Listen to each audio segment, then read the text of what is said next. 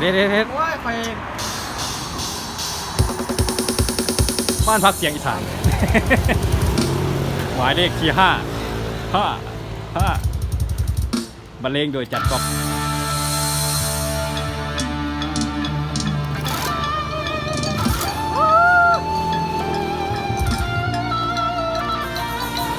อันนี้โอ้ทานผสมกันหลายเติมเนาะหน้าระวง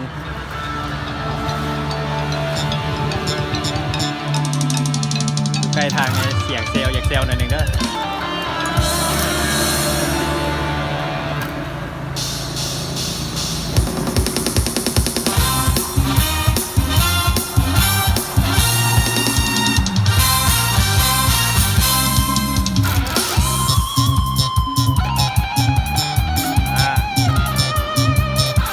สายคาด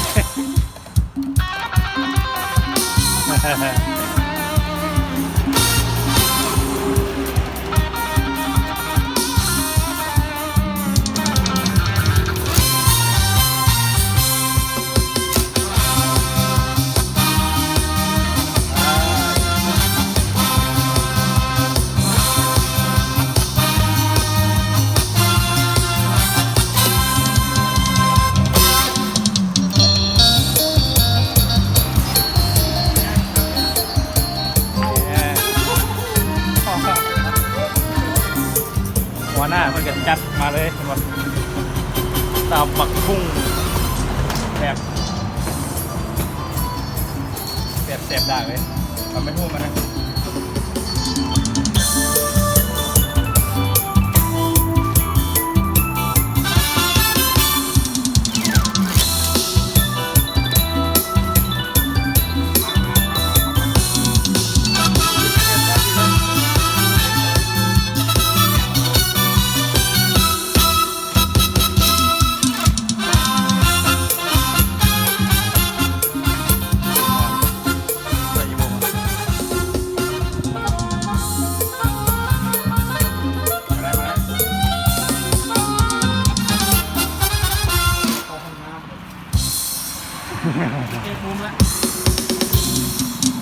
ไป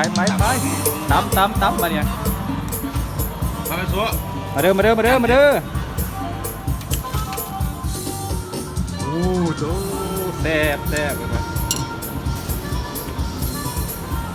ผักบุ้งน้อง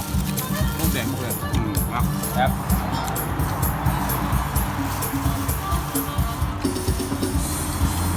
ฝากกดไลค์กดแชร์ตามเด้อใส่ยงครับ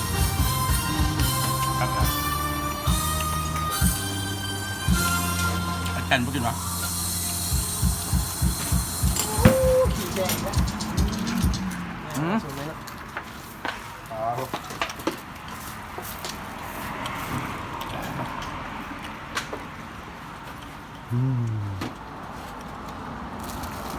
มัม